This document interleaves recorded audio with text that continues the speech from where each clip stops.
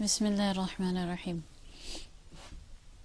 When I was a little girl, my father asked me, he said, Ambreen, what do you want to be when you grow up? And I was very little, I was about 5 years old. And I said, I want to be a surgeon. And then he said, why? And I said, I want to help people. And then he said, but Ambreen, you have one arm, do you think you can do it? You need 2 arms. And I said, why not? I can do it. And he said, that's good. That's good that you feel that you can do it. And he never stopped me from doing anything that I wanted to do. The point is, he asked me about my goal in life. And when I was little, I said I want to help people. And even now, that's what my goal is. And I want to share something with you that I hope it'll help you. Now, people are a product of their times. When you look around you, and you see what's going on in the world right now, people react to that. And that's how they live their lives. So there are 2 ways you can live. You can live according to what you want to do, or you can live according to what you have to do. And that is where your goal comes in. People, a lot of people I see around me, I don't know what their goals are. When I look at them, they're concerned about their lives. They're concerned about little problems they have in their lives. And when I hear them talk, they don't talk about anything except that this happened to me, or she said something. And I think that's a small problem compared to what's going on in the world. You have so many people who are going hungry, and then you have people here who are throwing away their food.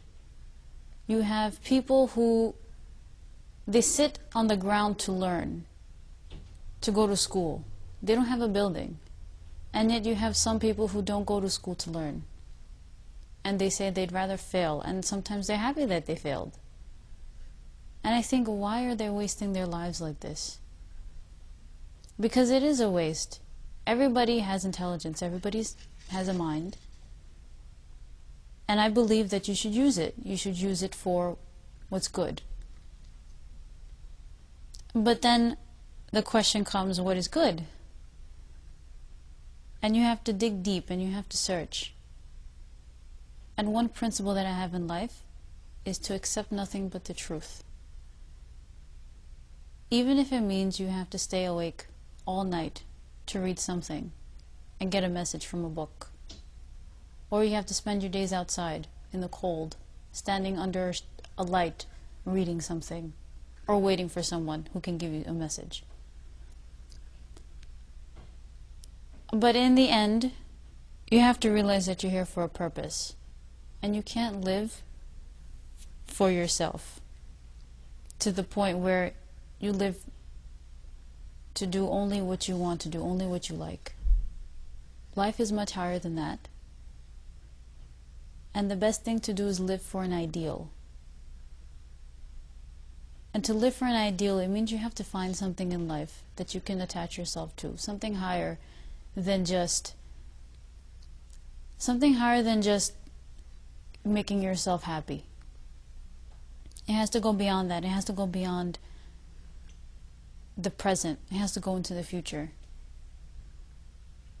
And what I learned is that when you attach yourself to something that is very high and you go for that, that is what will give you happiness. And for people, it's different things. And then you realize why you are here.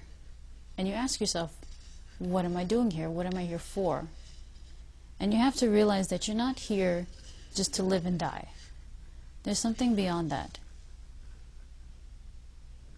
And when you search, people search for different things, and they go through different religions, they go through different philosophies, and some people get lost. But for me, I realized that here you have a purpose. You were created. You were created by a creator. And this creator has some expectations for you. He has some goals for you. You weren't sent here and then left to live on your own. Your Creator didn't create you and then turn away from you. He expects something from you. And you have to go and search to see what it is that He wants from you. Once you find out what it is, that's your goal. And your goal is for the Creator.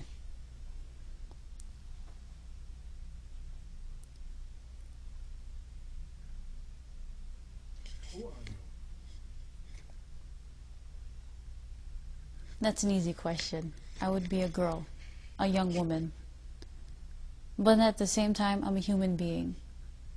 And I have someone above me. I have my Creator above me. And what I have to do is look to my Creator. He's the one who sent me here. He's the one who raised me. You could say that your parents raised you, but Allah was always there. Allah was there when I took my first steps. Allah was there when I learned to talk. And Allah is there with me now. And He will always be there with me. People will go away. How old are you? I'm 22. Where are you from? I'm from Pakistan. I'm born in America. I heard you have one arm. Yes, I was born with one arm. Are you happy? Yes. Why? You are minus one arm. I never felt that there was a minus. I never felt that there was anything that I couldn't do. And alhamdulillah, it's because Allah surrounded me with people who never made me feel that I was anything less. And then I used to wear a prosthesis, an artificial limb, and I used to wear it. People used to stare at me, but I wouldn't say anything, and I wouldn't feel bad. And then one day I realized that Allah created me this way. And if I wear the prosthesis, I'm hiding myself. I'm hiding who I really am. And then I decided I'm not going to wear it anymore, because this is how Allah created me. And this is how I want people to see me. And then for a while I wouldn't wear it when I used to go outside. But then Allah did something. One day it broke by itself. And since then I haven't worn it. And I haven't felt the need to, although some people tell me, Umbreen, why don't you get one? I said, no, I don't have to make excuses for who I am. And if Allah gave me this, then this is how I want to be. I don't want to have a surgery where I can have a new limb. They take it off somebody else's arm and they give it to me. No, I don't want that. Because this is how Allah sent me. This is how I want to stay. Are you happy? Yes. Are you content? I'm content with what Allah has given me.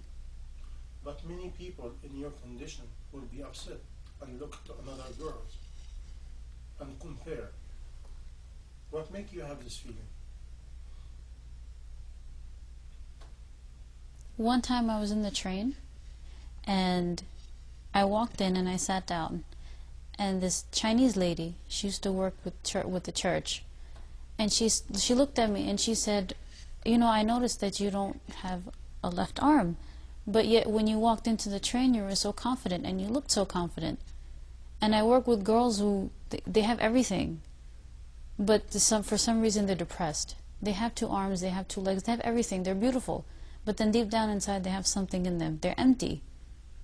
And I said, I never felt empty that way, because Allah never, every time I would have a problem, Allah showed me a way to fix it. Every time I had an issue, if I couldn't do something one way, I was shown a different way. And so I never felt that I'm less than anyone because of that. Because every time there was something wrong, Allah showed me a different way to do it right. If somebody look at you,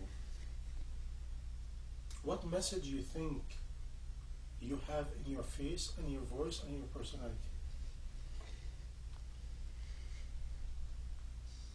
I think that message is of understanding. to accept people the way they are, in the sense that when you look at someone, don't judge them by the way they look, but look into their heart and see if they're good people. And when you see this goodness in them, you be happy for them, and then you be with them, be their companion, be their friends. Because you can benefit from that person, and that person can benefit from you.